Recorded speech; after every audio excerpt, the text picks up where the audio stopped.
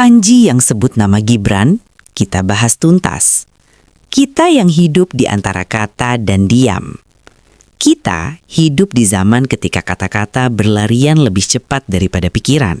Semua orang berbicara, beropini, menilai, bahkan menghakimi. Sementara mendengar menjadi hal yang langka. Di ruang inilah kita berdiri, di antara suara yang bising dan diam yang sering disalahpahami. Kita bukan penonton pasif, tapi juga bukan hakim yang tergesa-gesa. Ketika seorang warga berbicara lewat humor dan seorang penguasa memilih diam, kita menyadari bahwa demokrasi tidak selalu bergerak lewat debat terbuka.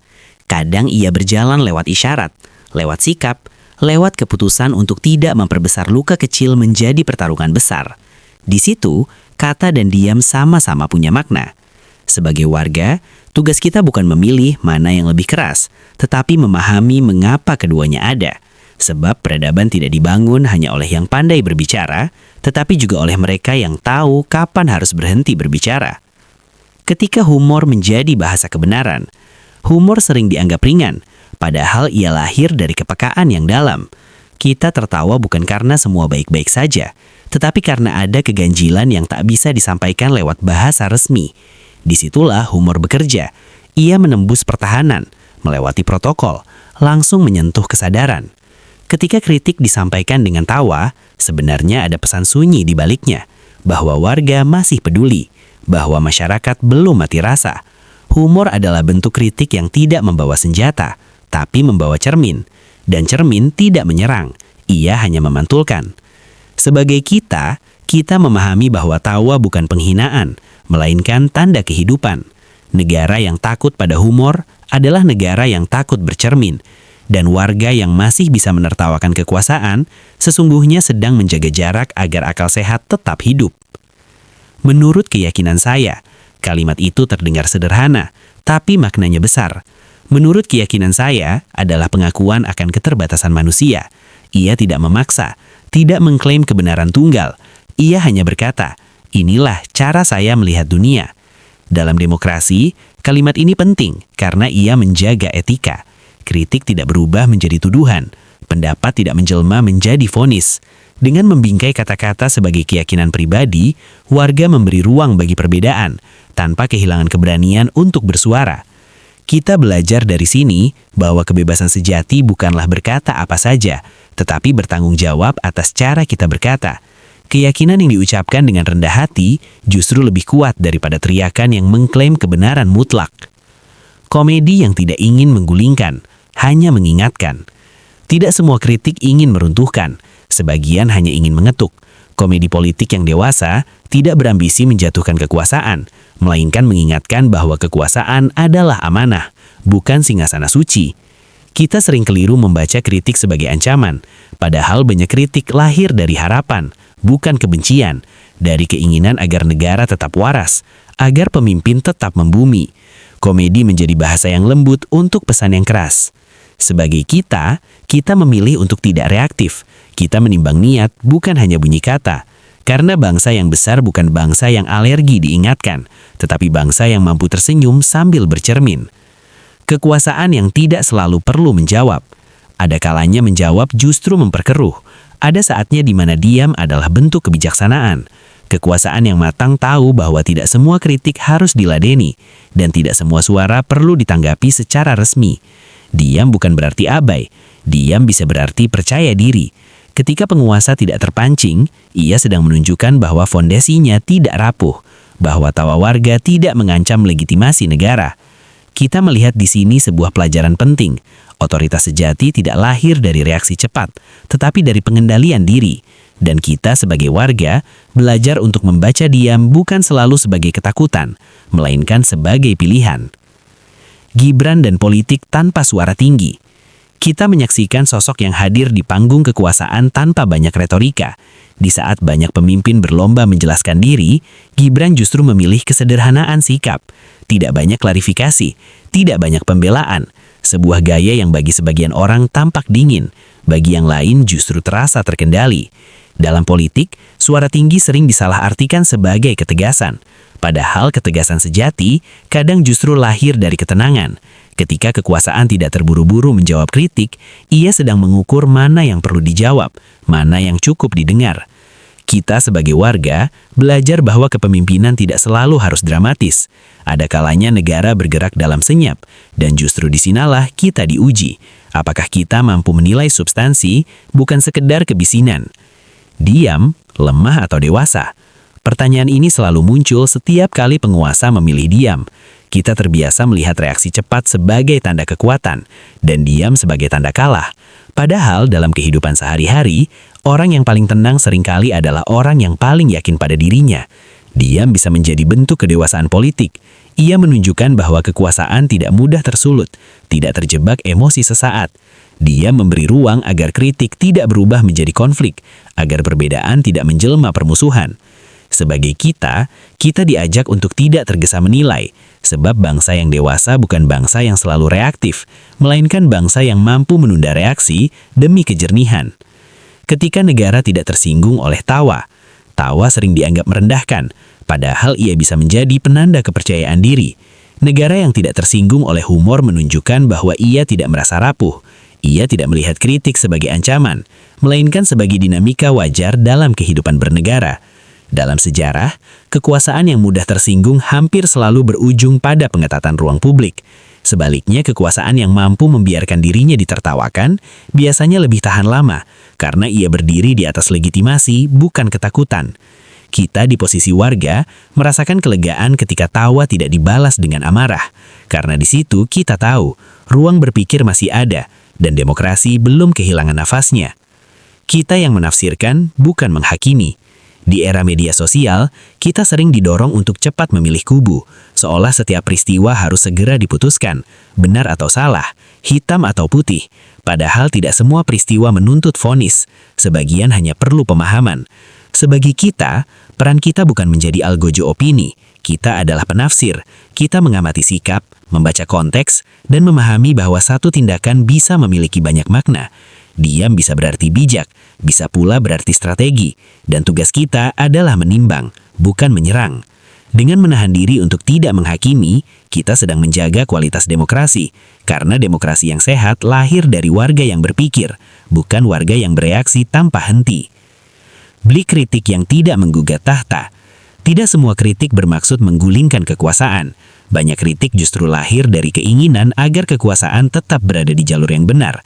Kritik semacam ini tidak membawa agenda perebutan tahta, hanya membawa kegelisahan warga. Kita sering lupa membedakan antara kritik dan ancaman. Padahal kritik adalah tanda bahwa warga masih peduli, masih merasa memiliki negara ini. Ancaman datang dari keputusasaan, bukan dari suara yang masih mau berbicara. Sebagai kita berdiri di tengah, menjaga agar kritik tetap hidup tanpa berubah menjadi kebencian. Sebab negara yang kuat bukan negara yang sunyi dari kritik, melainkan negara yang mampu hidup berdampingan dengan kritik. Warga yang berpikir lebih penting dari warga yang bersorak. Sorak-sorai mudah dibangun. Cukup satu potongan video, satu kalimat provokatif, lalu emosi bergerak serempak. Tapi berpikir membutuhkan jarak, waktu, dan keberanian untuk tidak ikut arus. Disinilah posisi kita diuji. Apakah kita hanya ingin merasa benar, atau benar-benar ingin memahami? Demokrasi tidak runtuh karena kritik, tapi bisa melemah karena kebisingan tanpa nalar. Ketika warga lebih sibuk bersorak daripada merenung, ruang diskusi berubah menjadi arena adu suara. Dan dalam keramaian itu, kebenaran sering terinjak. Sebagai kita memilih jalur yang lebih sunyi, berpikir. Karena warga yang berpikir tidak mudah dimanipulasi, dan negara yang dihadapi warga semacam ini akan tumbuh lebih dewasa. Bab 12. Kekuasaan yang percaya diri tidak takut dicemooh. Cemoohan hanya menyakitkan bagi kekuasaan yang rapuh. Kekuasaan yang percaya diri tahu bahwa legitimasi tidak runtuh oleh tawa. Ia berdiri di atas mandat, bukan pujian. Sejarah menunjukkan penguasa yang alergi kritik biasanya sibuk melindungi citra, bukan menguatkan kerja. Sebaliknya, penguasa yang membiarkan dirinya dicemooh seringkali lebih fokus pada substansi daripada simbol. Kita membaca sikap ini sebagai tanda kedewasaan. Karena ketika negara tidak takut ditertawakan, kita tahu ia tidak sedang bersembunyi dari kenyataan. Bab 13. Satir sebagai alarm sosial. Satir bukan sekedar hiburan. Ia adalah alarm yang berbunyi ketika ada sesuatu yang tidak beres. Tidak keras tapi mengganggu. Tidak memaksa tapi mengusik. Ketika alarm berbunyi, pilihan ada pada kekuasaan. Mematikannya atau mendengarkan. Mematikan alarm tidak memadamkan api, hanya membuat kita tidak sadar sedang terbakar. Sebagai kita memahami fungsi satir bukan untuk menjatuhkan, tapi untuk mengingatkan. Dan masyarakat yang masih memiliki satir adalah masyarakat yang belum kehilangan kepekaan. Bab 14. Kita dan etika berbicara kepada penguasa. Berani berbicara bukan berarti bebas tanpa batas. Ada etika yang membedakan kritik dari penghinaan, keberanian dari kecerobohan. Etika inilah yang menjaga dialog tetap manusiawi. Kalimat seperti menurut keyakinan saya bukan kelemahan, melainkan bentuk kesadaran. Ia mengakui bahwa kebenaran tidak tunggal, dan setiap suara memiliki batasnya. Kita belajar bahwa demokrasi bukan tentang siapa paling keras, tapi siapa paling bertanggung jawab atas kata-katanya. Bab 15. Negara yang kuat tidak anti kritik. Negara yang kuat tidak sibuk membungkam, ia sibuk bekerja. Kritik tidak dilihat sebagai gangguan, tetapi sebagai indikator. Apakah kebijakan masih sejalan dengan rasa keadilan publik? Anti kritik biasanya lahir dari ketakutan kehilangan kontrol. Padahal kontrol sejati bukan pada suara warga, melainkan pada arah kebijakan. Sebagai kita menjaga agar kritik tetap hidup, karena di sanalah negara diuji. Negara tanpa kritik mungkin tampak tenang, tapi seringkali sedang kehilangan arah. Bab 16. Ketika media sosial menjadi ruang pengadilan. Hari ini, pengadilan tidak selalu berbentuk gedung. Ia hidup di lini masa, di kolom komentar, di potongan video yang diputar berulang-ulang. Vonis dijatuhkan cepat, seringkali tanpa konteks, tanpa pembelaan, tanpa jeda berpikir. Kita melihat bagaimana satu peristiwa bisa diadili oleh jutaan orang sekaligus. Tidak ada hakim, tidak ada proses, hanya emosi yang saling meneguhkan. Media sosial memberi suara pada semua orang, tapi tidak selalu memberi ruang pada kebijaksanaan. Sebagai kita dihadapkan pada pilihan, ikut menghakimi atau menahan diri. Karena keadilan yang lahir dari keramaian seringkali lebih kejam daripada keadilan yang lahir dari perenungan. Bab 18. Viral, kebenaran atau sekedar keramaian. Tidak semua yang viral itu benar, dan tidak semua yang benar menjadi viral. Di zaman ini, perhatian adalah mata uang, dan keramaian sering disalahartikan sebagai kebenaran. Kita hidup di dunia di mana siapa yang paling cepat sering mengalahkan siapa yang paling tepat. Viralitas bekerja dengan emosi, marah, lucu, tersinggung, atau bangga. Ia jarang memberi ruang pada nuansa, padahal realitas politik hampir selalu abu-abu, tidak pernah hitam putih. Kita belajar untuk tidak menjadikan viral sebagai kompas moral, karena arah bangsa tidak boleh ditentukan oleh algoritma, melainkan oleh nalar dan nurani. Bab 18. Gibran sebagai simbol generasi transisi. Gibran tidak hanya dilihat sebagai individu, tapi sebagai simbol. Simbol peralihan, dari politik lama yang penuh retorika, menuju politik baru yang lebih ringkas dan minim drama. Dari generasi yang gemar berbicara, menuju generasi yang memilih bekerja dalam senyap. Simbol selalu memancing tafsir. Ada yang melihatnya sebagai harapan, ada yang melihatnya sebagai problem. Tapi simbol bukan untuk disembah atau dibenci. Simbol untuk dibaca. Sebagai kita tidak terburu memutuskan. Kita mengamati, apakah transisi ini membawa kedewasaan atau justru meninggalkan ruang kosong. Dan waktu akan menjadi jawabannya. Bab 19. Kita yang tidak perlu selalu memihak. Dunia hari ini memaksa kita memilih sisi. Netral sering dianggap lemah, ragu dianggap pengecut. Padahal tidak memihak bisa menjadi sikap paling jujur. Ketika data belum cukup, ketika emosi terlalu bising. Memihak tanpa berpikir hanya memperpanjang konflik. Sedangkan menahan diri adalah upaya menjaga akal sehat. Tidak semua peristiwa membutuhkan dukungan atau berlawanan. Sebagian hanya butuh pemahaman. Kita berdiri di sini, tidak di tengah karena takut, tapi karena sadar. Karena demokrasi membutuhkan warga yang mampu berkata, "Saya belum selesai berpikir." Bab 20. Politik tanpa amarah. Amarah adalah bahan bakar yang cepat, tapi ia membakar tanpa arah. Politik yang digerakkan oleh amarah mudah mengumpulkan massa, tapi sulit membangun masa depan. Sebaliknya, politik yang tenang sering tampak lambat, namun lebih tahan lama. Ketika kritik disampaikan tanpa kebencian dan kekuasaan merespons tanpa emosi, kita melihat kemungkinan baru, politik sebagai ruang dialog, bukan arena perang. Sebagai kita merindukan politik yang tidak selalu berteriak, politik yang memberi ruang bagi akal, bukan hanya adrenalin. Karena bangsa yang besar tidak dibangun oleh kemarahan, melainkan oleh kejernihan yang konsisten.